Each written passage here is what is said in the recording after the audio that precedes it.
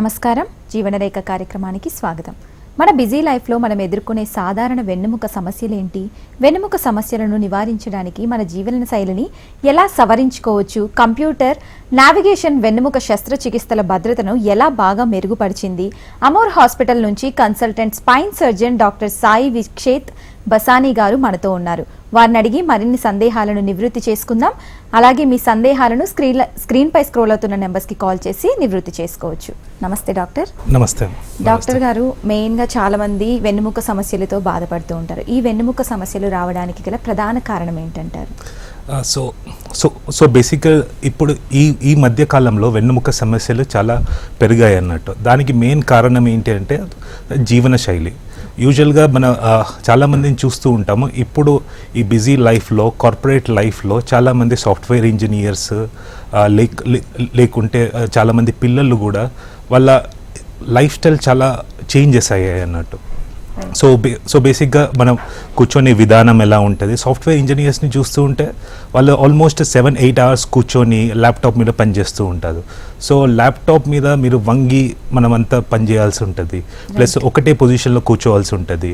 So వాళ్ళు కూర్చొని కుర్చీ కూడా సరిగా ఉండదు, సో వాళ్ళ కూర్చొనే స్టైల్ కూడా బాగుండదు అన్నట్టు. సో ఇవన్నీ కారణాల వల్ల మనకి చాలా వెన్నెముక సమస్యలు పెరిగాయి అన్నట్టు. సో దాంతోపాటు పిల్లలు కూడా చాలా మటుకి ఫోన్స్ మీద ఉంటున్నారు. సో దానివల్ల చాలా వంగి వాళ్ళ మెడల్ని వంచి, లేకుంటే సోఫా మీదనే పడుకొని ఫోన్స్ మీద ఉండడం, సోఫా మీద పడుకొని టీవీ చూడడం, ఇవన్నీ కారణాల వల్ల వెన్నెముక సమస్యలు చాలా పెరిగాయి అన్నట్టు ఈ మధ్యలో. రైట్ డాక్టర్ గారు, వీటిని మనం ఎక్కువ ఆడవాళ్ళలో చూడొచ్చు అంటారా, మగవాళ్ళలో చూడొచ్చు అంటారా? సో బేసిక్గా నేను చెప్పినట్టు యంగ్ పేషెంట్స్ ఉంటే యంగ్ పేషెంట్స్లో మగవాళ్ళలో ఎక్కువ ఉంటుంది అన్నట్టు. ఎందుకంటే వాళ్ళ వర్కింగ్ హ్యాబిట్స్ అవన్నీ.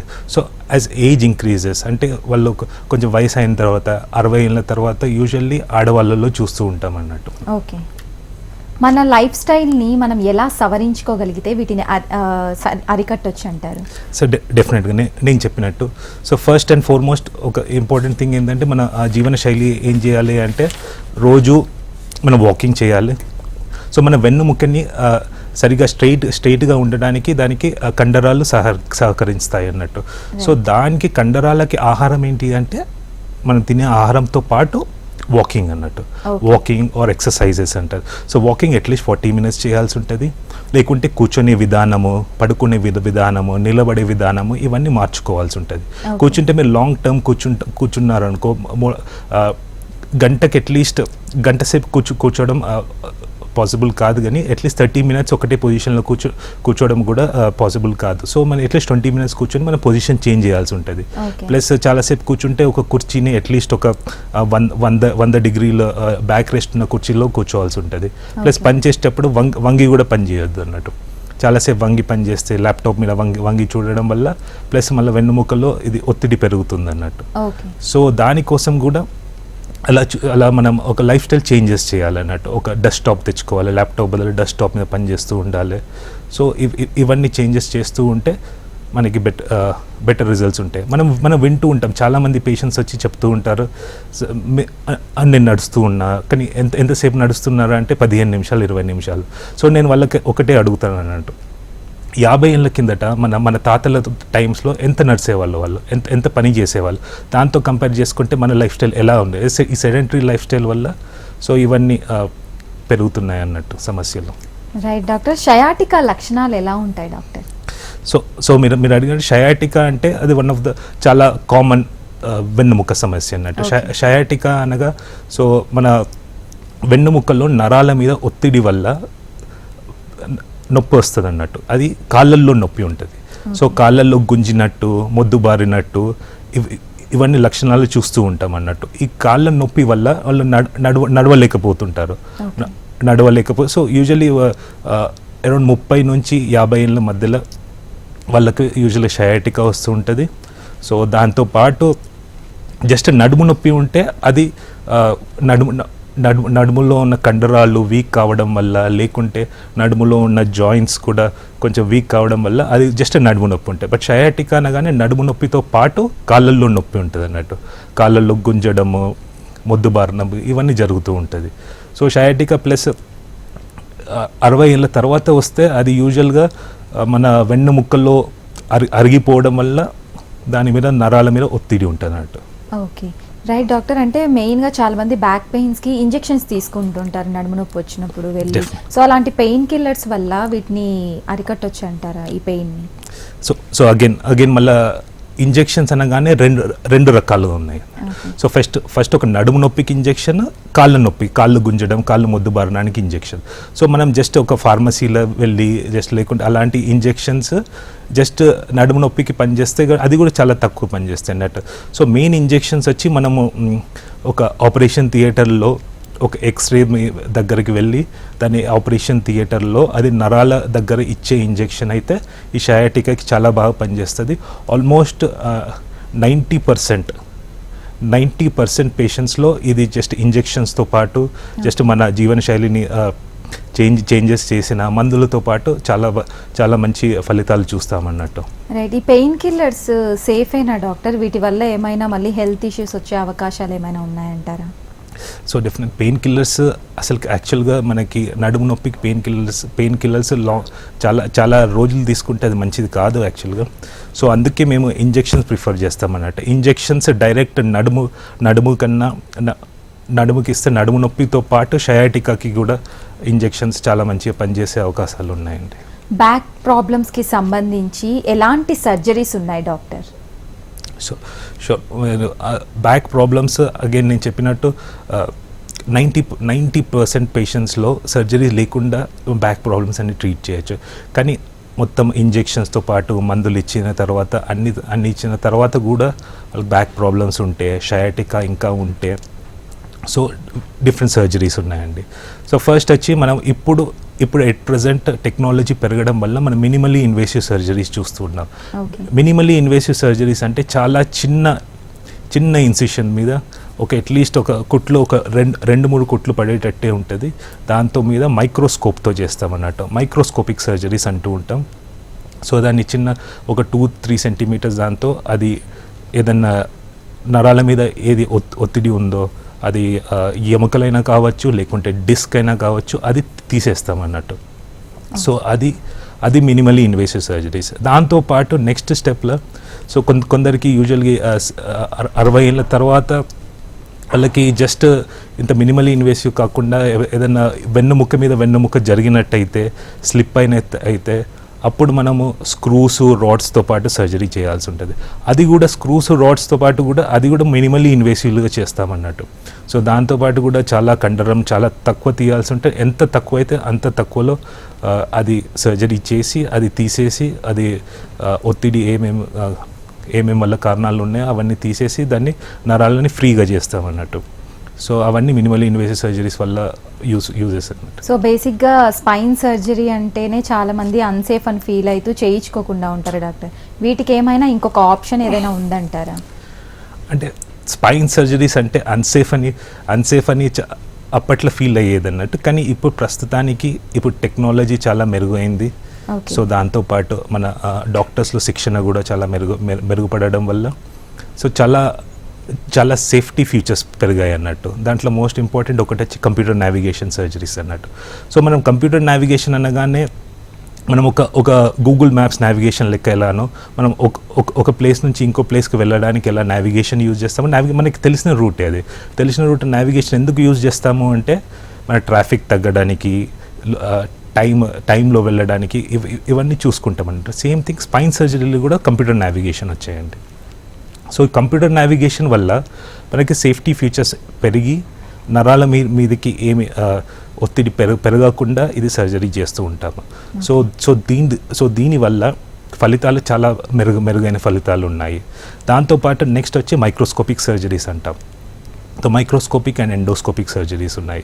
సో మైక్రోస్కోపిక్ సర్జరీస్ వల్ల ఏమవుతుందంటే మన ఫోన్లోంచి ఒక ఫోటో తీయాలంటే జూమ్ చేసి తీస్తాము కదా. సో మైక్రోస్కోపిక్ సర్జరీస్ కూడా అంత జూమ్ చేయొచ్చు అన్నట్టు. 20 times జూమ్ చేసి ఎగ్జాక్ట్ నరాల మీదకి ఏమీ ప్రాబ్లం లేకుండా ఒత్తిడి తీసేసి ఇవన్నీ చేస్తూ ఉంటామండి. సో దీనికి మైక్రోస్కోపిక్ సర్జరీస్ అంటాం. దాంతోపాటు ఎండోస్కోపిక్ సర్జరీస్. ఎండోస్కోపిక్ అంటే ఒక ఇండైరెక్ట్ వే ఆఫ్ మెథడ్ అనేది అది టీవీలో చూసుకుంటూ ఒక ఎండోస్కోప్ని పంపించి అలా చేస్తూ ఉంటాం. సో యూజువల్లీ ఎండోస్కోపిక్ మైక్రోస్కోపిక్ మోరోల్లెస్ రెండింటితో చాలా మంచి ఫలితాలు ఉన్నాయి. సో ఇవన్నీ చేసే ఆప్షన్స్ ఉన్నాయి. సో దాంతోపాటు నెక్స్ట్ వచ్చేసి న్యూరో మానిటరింగ్ అని యూజ్ చేస్తామండి. న్యూరో మానిటరింగ్ అంటే నరాల్లో ఉన్న శక్తి ఎంత ఉందో దాన్ని లైవ్లో మనము చూస్తూ సర్జరీ చేసేటప్పుడు అది మానిటర్ చేస్తూ ఉంటాం అన్నట్టు. సో ఇవన్నీ టెక్నాలజీస్ వల్ల ఒకప్పుడు మనము చెప్పేటట్టు స్పైన్ సర్జరీస్ కొంచెం డేంజరస్ అవన్నీ ఇప్పుడు లేవన్నట్టు. సో మీరు well trained and well equipped doctor దగ్గరికి వెళ్తే డెఫినెట్గా ఫలితాలు చాలా బాగుంటాయండి. Right doctor. సో మనం మన లైఫ్ స్టైల్ని ఏ విధంగా మాడిఫై చేసుకుంటే ఇలాంటి వెన్నెముక ప్రాబ్లమ్స్ రాకుండా చూడొచ్చు అంటారు? సో అదే అండి, నేను చెప్పినట్టు మనము లైఫ్ స్టైల్ మోడిఫికేషన్ చాలా ఇంపార్టెంట్. సో ఒక సెడెంటరీ లైఫ్ స్టైల్ నుంచి ఒక యాక్టివ్ లైఫ్ స్టైల్కి మారాలి మనము. సో నేను అది అందరికీ చెప్పేది ఇదే, ఒక సెడెంటరీ లైఫ్ స్టైల్లో ఉన్నట్టు మనం యూజువల్గా మార్నింగ్ లేవగానే యూజువల్గా అట్లీస్ట్ 40 minutes లేకుండా అట్లీస్ట్ 4 kilometers కంటిన్యూస్ వాకింగ్ చేయాల్సి ఉంటుందండి. సో నేను ఇది చెప్తలేను అది నొప్పి ఉన్నప్పుడు కూడా చెయ్యండి అని కాదు. సో నొప్పి ఎలా తగ్గుతుందో దాంతోపాటు మనం చేస్తూ ఉండాలన్నట్టు. సో ఇలా 2 విషయాలు ఉన్నాయి దీంట్లో. సో ఫస్ట్ వచ్చి ఇప్పుడు అక్యూట్ పెయిన్ ఉంటే అది నొప్పిని ఎలా తగ్గించాలి, అది ఒకటి. సో అది పక్కన పెడితే ఇది నొప్పి మళ్ళీ రాకుండా ఎలా చూసుకోవాలి, ఇది వెన్నెముక సమస్యలు మళ్ళీ రాకుండా చూడాలన్నట్టు. సో దానికోసం లైఫ్ స్టైల్ మోడిఫికేషన్ చాలా ఇంపార్టెంట్. చెప్పినట్టు వాకింగ్ చేయాల్సి ఉంటుంది. సో దాంతోపాటు ఎక్సర్సైజెస్ ఉంటాయి, వెన్నుముక్క ఎక్సర్సైజెస్ ఉంటాయి. అది ఫిజియోథెరపిస్ట్తో మాట్లాడితే వాళ్ళు చెప్తారు, నేర్పిస్తారు. అది మీరు రోజుకి అట్లీస్ట్ 15-20 minutes చేయాలి. వాకింగ్ ఇంకో 40 minutes, అట్లీస్ట్ రోజుకి గంట సేపు మీరు మీ హెల్త్ మీద టైం ఇవ్వాల్సి ఉంటుందండి. రైట్ డాక్టర్, మీరు అన్నారు ఫిజియోథెరపీ చేయాలి అని. సో ఫిజియోథెరపీ ఎంత రోల్ ప్లే చేస్తుంది ఈ వెన్నెముక నొప్పి తగ్గించడంలో? సో డెఫినెట్గా సో ఫిజియోథెరపీ వల్ల మనం చాలా మంచి ఫలితాలు చూస్తాం అన్నట్టు. సో ఫిజియోథెరపీ అంటే ఇంక్లూడింగ్ మళ్ళీ ఎక్సర్సైజెస్ ఒకటి ఉంటుంది. అది ఎక్సర్సైజెస్ మన లాంగ్ టర్మ్ బెనిఫిట్స్ కోసం చూస్తాం. షార్ట్ టర్మ్ బెనిఫిట్స్ చాలా నొప్పి ఉంటే దానికోసం మన ఫిజియోథెరపీ సెంటర్కి వెళ్ళి సో అది కరెంట్ ట్రీట్మెంట్ అన్న SWD అంటే షార్ట్ వేవ్ డయాథెరమీ అని ఉంటుంది, ఇంటర్ఫరెన్షియల్ థెరపీ అని ఉంటుంది. దాంతోపాటు కాళ్ళ నొప్పులు కూడా అంటే కాళ్ళల్లో గుంజడము, సో నరాల మీద ఒత్తిడి వల్ల కాళ్ళు గుంజడం వస్తుంది. సో వాటికి కూడా మన ఫిజియోథెరపీ వల్ల చాలా almost 80% patients just life style modification, physiotherapy అని కొన్ని మందులతో పాటు వాళ్ళకి మంచి ఫలితాలు కనిపిస్తూ ఉంటాయండి. అంటే ఈ మెడిసిన్స్ ఏవైతే షియాటికాకి యూజ్ చేస్తారో ఎలాంటి మెడిసిన్స్ని యూజ్ చేస్తారు డాక్టర్? సో షయాటికాకి ప్లస్ వెన్నుముక్క సమస్యలకి మనం మెడిసిన్స్ యూజ్ చేయాల్సి ఉంటే నేను చెప్పినట్టు వెన్నుముక్కకి సపరేట్ మెడిసిన్స్ ఉంటాయి, జస్ట్ వెన్నుముక్క పెయిన్కి. సో దానికి వెన్నుముక్క సమస్యలు నడుము నొప్పి ఎలా అంటే యూజువల్గా కండరాలు వీక్ కావడం వల్ల లేకుంటే జాయింట్స్ మీద స్ట్రెయిన్ కావడం వల్ల సో వెన్నుముక్క పెయిన్ వస్తుంది. దానికి నార్మల్ పెయిన్ కిల్లర్స్ వాడతాం. అది కూడా long term pain killers recommend చేయను. మ్యాక్సిమం ఒక 10 days తీసుకోవచ్చండి. సో దాంతోపాటు ఇది షయాటికా ఉంది లేకుంటే లంబార్ కెనాల్ స్టెనోసిస్ అంటాం. లంబార్ కెనాల్ స్టెనోసిస్ అంటే మన MRI రిపోర్ట్స్ చూస్తూ ఉంటామనండి మేము. సో దాన్ని కెనాల్ అనగానే ఇది వెన్నుముక్క ఇది డయామీటర్ తగ్గిపోయినట్టు 10 mm ఉంది, 9 mm ఉంది, 7 mm ఉన్నాయి. సో వాటి వల్ల సో దాని నరాల మీద ఒత్తిడి ఉంటుందండి. సో దానికోసము వేరే సపరేట్ మెడిసిన్స్ ఉంటాయి. ఆ సపరేట్ మెడిసిన్స్ కూడా చాలామంది పేషెంట్స్ వస్తారు, నేను ఆల్మోస్ట్ 3 నెలలు వాడాను, 4 నెలలు వాడాను, అయినా నాకు ఏమీ రిలీఫ్ లేదు అని వస్తారండి. సో దానికి కూడా నేను చెప్పేది ఏంటంటే మీరు కరెక్ట్ డోసేజ్లో సరిగా వాడితే డెఫినెట్గా 80% పేషెంట్స్లో డెఫినెట్గా మంచి ఫలితాలు ఉంటాయి. జస్ట్ మెడిసిన్స్తో పాటు ఫిజియోథెరపీతో పాటు మరియు ఇది జీవన శైలిని చేంజెస్తో పాటు మనం సరిగ్గా సెట్ చేసుకో ఇవన్నీ కాంబినేషన్లో చేస్తే డెఫినెట్గా 90% పేషెంట్స్లో మంచి రిలీఫ్ ఉంటుందండి. సో మళ్ళీ ఇంకో 10%కి అప్పుడు శస్త్రచికిత్స అన్న లేదా సర్జరీస్ అన్న ప్లాన్ చేయాల్సి ఉంటుంది. రైట్ డాక్టర్ గారు, మెయిన్గా బ్యాక్ పెయిన్కి ఇంజెక్షన్స్ ఏవైతే తీసుకుంటారో అవి ఎంత ఎఫెక్టివ్గా వర్క్ అవుతాయంటారు?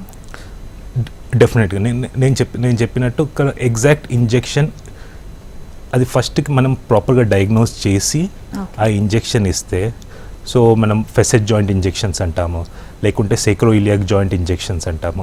ఇవన్నీ వెన్నుముక్కలో ఉన్న డిఫరెంట్ జాయింట్స్ అన్నట్టు. సో మనం కరెక్ట్ అది డయాగ్నోస్ చేసి ఆ జాయింట్లో ఎగ్జాక్ట్గా ఇంజెక్షన్ ఇస్తే డెఫినెట్గా 90% పనిచేస్తుంటాయి. దాంతోపాటు షయాటికా లేకుండా ఇది లంబార్ కెనాల్ స్టెనోసిస్ వీటికి కూడా నరాల మీద కూడా ఇంజెక్షన్స్ ఇవ్వచ్చు అన్నట్టు. సో నరాల పక్కన ఇంజెక్షన్స్ అది కూడా అది యూజువలీ వెల్ ట్రైన్డ్ సర్జనే ఇస్తారు. అది కూడా ఎక్కడ ఫార్మసీలో కాకుండా జనరల్గా ఆపరేషన్ థియేటర్లో ఇస్తాము. అదే ఆపరేషన్ థియేటర్లో ఒక సీఎం అంటే ఒక ఎక్స్రే గైడెడ్ అంటామండి. ఎక్స్రేలో చూసి ఎక్కడ ఉందో అక్కడ మనం ఇంజెక్షన్స్ ఇవ్వాల్సి ఉంటాయండి. రైట్ డాక్టర్ గారు, ఒకవేళ సర్జరీ అన్అవాయిడబుల్ అయితే ఈ మినిమల్ ఇన్వాసివ్ సర్జరీ అనేది ఒక ప్రిఫర్డ్ ఆప్షన్ లాగా మనం తీసుకోవచ్చా? డెఫినెట్గా అండి, నేను డెఫినెట్గా ఇప్పుడు ప్రిఫర్డ్ ఆప్షన్ కంటే బెటర్ అండి. It's best option available right now అండి, వితౌట్ డౌట్. సో ఎందుకు అంటే మినిమల్లీ ఇన్వేసివ్ సర్జరీ వల్ల మనము ఈ చర్మం మీద మనము ఎంత ఇన్సిషన్ ఇస్తామో అది తగ్గుతుంది, సైజ్ తగ్గుతుంది, కండరాలని కొంచెం సరిగా మనము పని చేయాల్సి ఉంటుంది దాని మీద. సో చాలా అది డ్యామేజ్ కూడా చాలా తగ్గిపోతుందండి. సో దాంతోపాటు ఎంత మన బాడీలోని ఎంత ఎముకలు ఏమన్నీ ఉన్నాయన్నీ అలానే పెడతాము. సో దాన్ని ఎంత తక్కువలో చేస్తామండి సర్జరీ. సో రైట్ డాక్టర్ గారు, సర్జరీ అంటే స్క్రూస్ రాడ్స్ ఖచ్చితంగా ప్రిఫర్ చేస్తారు అంటారు. అంటే మీరు స్క్రూస్ రాడ్స్ని ప్రిఫర్ చేస్తారా? వితౌట్ దట్ మీరు ప్రిఫర్ చేస్తారా సర్జరీకి? డెఫినెట్గా అదే నేను చెప్పినట్టు అదే మినిమల్ ఇన్వేసివ్ సర్జరీలో 90 to 95% without screws rods. Screws rods అంటే అవన్నీ ఇంప్లాంట్స్ అయిపోతాయి. దానివల్ల లాంగ్ టర్మ్ కాంప్లికేషన్స్ ఉంటాయి, లైక్ ఇన్ఫెక్షన్ రావడము. చాలా పేషెంట్స్కి ఈ మధ్యలో చూస్తాం మనం షుగర్ ఉంటాయి, లేకుంటే పేషెంట్ కండిషన్ కొంచెం వీక్గా ఉంటే అప్పుడు స్క్రూస్ రాడ్ పెట్టడం వల్ల చాలా కాంప్లికేషన్ చూస్తుంటాయి. But so maximum without screws rods చేయాల్సి ఉంటుంది సర్జరీ. కానీ ఒక 5 to 10% పేషెంట్స్లో, లైక్ ఫర్ ఎగ్జాంపుల్ ఏదైనా వెన్నెముక నుంచి ఒక వెన్నెముక జారింది అనుకోండి, లేకుంటే కంప్రెషన్ చాలా ఎక్కువ ఉంటే అప్పుడు స్క్రూస్ రాడ్స్తో పాటు సర్జరీ చేయాల్సి ఉంటుంది. సో అది కూడా స్క్రూస్ రాడ్స్తో పాటు కూడా చేసేటప్పుడు కూడా మినిమల్ ఇన్వేసివ్ టెక్నిక్స్ ఉంటాయి, కంప్యూటర్ నావిగేషన్ ఉంటుంది. సో ఇవన్నీ చేసి మనం ఇది సేఫ్టీ ప్రొఫైల్ని ఇంక్రీజ్ చేయాల్సి ఉంటుంది. రైట్ డాక్టర్ గారు, అమోర్ హాస్పిటల్లో ఈ వెన్నుముక సమస్యలకి ఎలాంటి చికిత్సలు ఇస్తూ ఉంటారు? డెఫినెట్గా నేను మళ్ళీ చెప్పినట్టు సో బేసిక్ చికిత్స స్టార్ట్ చేస్తే సో లైఫ్ స్టైల్ మోడిఫికేషన్, దానికి కౌన్సిలింగ్ ఇస్తూ ఉంటాము. దాంతోపాటు ఫిజియోథెరపిస్ట్ ఉన్నారు, ఫిజియోథెరపీ డిపార్ట్మెంట్ ఉంది. ఫిజియోథెరపీ డిపార్ట్మెంట్ మొత్తం ఏమేమి చెప్పానో అన్నీ చేస్తూ ఉంటారు వాళ్ళు. సో దాంతోపాటు మెడిసిన్స్ ఉన్నాయి, దాంతోపాటు ఇంజెక్షన్స్ ఇవ్వాల్సి ఉంటే ఇంజెక్షన్స్ ఇస్తూ ఉంటాము. సో ఇవన్నీ కాకుండా సో వర్స్ట్ కేస్ సినేరియో అయితే మాకు సర్జరీ కావాల్సి ఉంటే అవసరం పడితే డెఫినెట్గా సర్జరీ చేస్తాము. అవి కూడా అన్ని మినిమల్లీ ఇన్వేసివ్గా విత్ కంప్యూటర్ నావిగేషన్ ఉంది. దాంతోపాటు విత్ మైక్రోస్కోపిక్ సర్జరీస్ ఉన్నాయి, ఎండోస్కోపిక్ సర్జరీస్ చేస్తున్నాము. సో ఇవన్నీ మొత్తం అన్ని ఆప్షన్స్ ఉన్నాయండి మీకు. సో వెన్నుముక సమస్యలు, నడుము వెన్నుముక, లేకుంటే మెడ సమస్యలు, ఇవన్నిటికీ ఆప్షన్స్ మన దగ్గర అమోర్ హాస్పిటల్లో ఉన్నాయి. So with the best possible options will do the best possible surgery for the patient. Okay right doctor గారు, అంటే ఈ మధ్య చూస్తున్నాం మనం చిన్న ఏజ్ నుంచే ఈ వెన్నుముక సమస్యలు అనేది చిన్న వాళ్ళని కూడా చాలా బాధిస్తున్నాయి. సో ఇలాంటి వాళ్ళు ఎలాంటి ప్రికాషన్స్ తీసుకుంటే వీటి నుండి తప్పించుకోగలరు? సో డెఫినెట్గా మనం చిన్న పిల్లల్లో ఇప్పుడు ఈ మధ్యలో ఎందుకు ఎక్కువ చూస్తున్నామంటే నేను చెప్పినట్టు వాళ్ళు ఎక్కువ ఫోన్ మీద ఉంటున్నారు. సో బయటికి ఇంతకు ముందు అయితే మనకి కాలక్షేపం చేయాలంటే బయటికి వెళ్ళి ఆడుకోవాల్సి ఉంటుంది. కానీ ఇప్పుడు అలా లేదు, ఇప్పుడు అందరు టీవీలో ఉన్నారు, ఫోన్లో ఉన్నారు. సో దానివల్ల వాళ్ళ గ్రోత్ మీద కూడా చాలా ఇబ్బందికరమైంది. సో దానివల్ల మనం ఏం చేయాల్సిందని నేను చెప్పేది అయితే డెఫినెట్గా పౌష్టికమైన ఆహారం తీసుకోవాలి. దాంతోపాటు better life style modifications, like చాలా ఎక్కువసేపు ఫోన్ మీద ఉండద్దు. సో ప్లస్ ఎంత వీలైతే అంత బయటికి వెళ్ళి ఆడుకోవాల్సి ఉంటుంది. సో ఇవన్నీ చేయాల్సి ఉంటుందండి. సో ప్రాపర్గా వాళ్ళ జీవన శైలిని వాళ్ళు కరెక్ట్గా పెట్టుకుంటే వీటిని దూరం పెట్టవచ్చు. డెఫినెట్గా రైట్ డాక్టర్ గారు, అంటే ఈ స్పైన్ సర్జరీకి కొత్త టెక్నాలజీస్ ఏమైనా వచ్చాయా డాక్టర్? డెఫినెట్గా. సో స్పైన్ సర్జరీ గురించి, సో టెక్నాలజీస్ గురించి మాట్లాడితే ఇప్పుడు మనం without implant without screws rods చూస్తే నేను చెప్పినట్టు minimal invasive surgeries, computer navigation surgeries, neuro monitoring surgeries, so ఇవన్నీ వస్తున్నాయండి. సో విత్ ఎండోస్కోపిక్ సర్జరీస్ ఇవన్నీ వస్తున్నాయి. ఓకే. సో మనం స్క్రూస్ అండ్ రాడ్స్ చూస్తే అవి కొత్త స్క్రూస్ వస్తున్నాయండి. సో దానివల్ల బెటర్ పర్చేస్ అవన్నీ ఉండే విధానాలు వస్తున్నాయి ఇప్పుడు. రైట్ డాక్టర్ గారు, అంటే ఈ కంప్యూటర్ నావిగేషన్ ఇది ఏదైతే ఉందో, సో ఇది ఎంత సేఫ్ అంటారు స్పైన్ సర్జరీస్కి ప్రిఫర్ చేయొచ్చు అంటారు? డెఫినెట్గా. సో ఇది కంప్యూటర్ నావిగేటెడ్ సర్జరీస్ అయితే, సో కంప్యూటర్ నావిగేషన్ వల్ల నేను చెప్పేది ఏంటంటే ఇప్పుడు మనం స్పైన్లో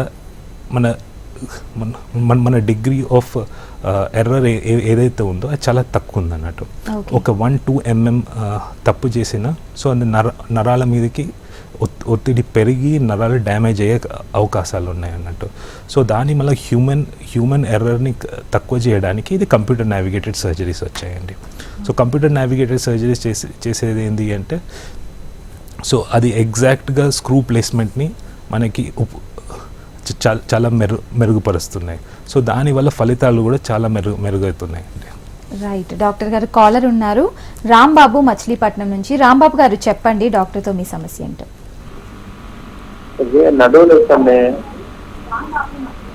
చెప్పండి రాంబాబు గారు. హలో, చెప్పండి. ఇప్పుడు నడుము నొప్పి ఎప్పటి నుంచి ఉందండి మీకు? రాంబాబు గారు టీవీ చూస్తూ మాట్లాడకండి, కొంచెం పక్కకు వచ్చి మాట్లాడండి రాంబాబు గారు. చెప్పండి ప్లీజ్. రాంబాబు గారు మాట్లాడండి, వినిపిస్తుందా? చెప్పండి రాంబాబు గారు. సో మీకు నడుము నొప్పి ఎప్పటి నుంచి ఉందండి? నడుము నొప్పి నడుము నొప్పి 10 రోజులు మట్టుందండి. ఓకే. మీకు నడుముతో పాటు ఏదన్నా కాళ్ళల్లో గుంజడము, కాళ్ళల్లో తిమ్మిరి? ఓకే. మీకు ఇది నడుము నొప్పి ఎక్కువ ఉందా లేకుంటే కాళ్ళల్లో గుంజడం అది ఎక్కువ ఉందా మీకు? సరే. సో ఇది మోస్ట్లీ మీకు షయాటికా అంటామండి. ఇది మీ వయసు ఎంత అండి? రాంబాబు గారు మీ వయసు ఎంత? 52 అండి. ఓకే. సో మీరు ఏదైనా ఎక్స్రే అన్న చేయించారా, ఎంఆర్ఐ అన్న అలా ఏమైనా చేయించారా మీరు? ఓకే. సో యూజువల్లీ ఇది కాళ్ళ నొప్పితో పాటు కాళ్ళల్లో గుంజడం ప్లస్ నడుము నొప్పి అంటే యూజువల్లీ మేము షయాటికా అంటామండి. ఇది స్లిప్ డిస్క్ అంటామండి. సో 2 వెన్నుముక్కల మధ్యలో డిస్క్ అనేది ఉంటుంది. దానికి మనము ఎప్పుడైనా వంగాలంటే ముందుకు వంగాలన్నా వెనకకు వంగాలన్నా సహకరిస్తుంది. ఇది డిస్క్ కొంచెం నరాల మీద ఒత్తిడి వల్ల మీకు ఇది నొప్పి వస్తుందండి ఇప్పుడు. సో మీరు ఏమైనా మందులు వాడుతున్నారా? మందులు వాడుతులేదండి. సో అదే అండి. సో మీరు ఐ థింక్ ఒక ఎంఆర్ఐ చేయించాల్సి ఉంటుందండి. దాంతోపాటు మందులన్నా ఇంజెక్షన్ అన్నా మనం ప్లాన్ చేయొచ్చు. సో ఎందుకంటే మీరు ఇది ఇలానే లేట్ అవుతూ ఉంటే అదే నొప్పి పెరిగి మళ్ళీ కాళ్ళల్లో వీక్నెస్ వచ్చే ఛాన్సెస్ కూడా ఉన్నాయండి. సో దీన్ని ఎంత త్వరగా అయితే అంత త్వరగా ఒకసారి డాక్టర్కి మా దగ్గరకు వచ్చి చూపిస్తే మేము చెప్తాము బెస్ట్ ఆప్షన్ ఏముంటుందో మీకు. రైట్ డాక్టర్ గారు, సో ఆఫ్టర్ సర్జరీ పేషెంట్స్ ఎంతవరకు మందులు వాడాల్సి ఉంటుంది? సో ఆఫ్టర్ సర్జరీ జనరల్గా మనం సర్జరీ తర్వాత సో మనం ఒక ఎక్స్పెక్టేషన్ ఉండాలండి. ఇప్పుడు స్పైన్ సర్జరీ తర్వాత 2 విషయాలు ఏంటి అంటే, ఫస్ట్ ఒకటి స్పైన్ సర్జరీ చేసిన తర్వాత మనకి ఒత్తిడి ఏది ఉందో అది తీసేయగలుగుతాం అన్నట్టు. రెండో విషయం ఏంటంటే దాని నరాల్లో ఉన్న చేంజెస్ ఆల్రెడీ కొంచెం డ్యామేజ్ అయి ఉన్న నరాలని అది దానికే అది రికవర్ కావాలన్నట్టు. సో అది రికవరీ ప్రాసెస్ అన్నది ఒక 6 weeks వరకు పడుతుంది. సో మనం ఒకటి గుర్తుంచుకోవాల్సింది ఏంటంటే సిమ్టమ్స్ అది లక్షణాలు వర్సన్ కావద్దండి, పెరగద్దు, లక్షణాలు పెరగద్దు అన్నట్టు. సో అది పెరగకుండా చూసుకోవాలంటే అట్లీస్ట్ 5 to 6 weeks అయితే పడితే అప్పుడే మనం బెస్ట్ రిజల్ట్ చూస్తాము, బెస్ట్ రికవరీ చూస్తామండి. సో యూజువల్గా అప్ టు 6 weeks వరకు 6 వారాల వరకు మందులు ఉపయోగించే ఛాన్సెస్ ఉంటాయండి. రైట్ డాక్టర్ గారు, thank you so much for giving us a valuable information. Thank you. Thank you. ఇది ఇవాల్టి జీవన రేఖ. చూస్తూనే ఉండండి హెచ్ఎం టీవీ.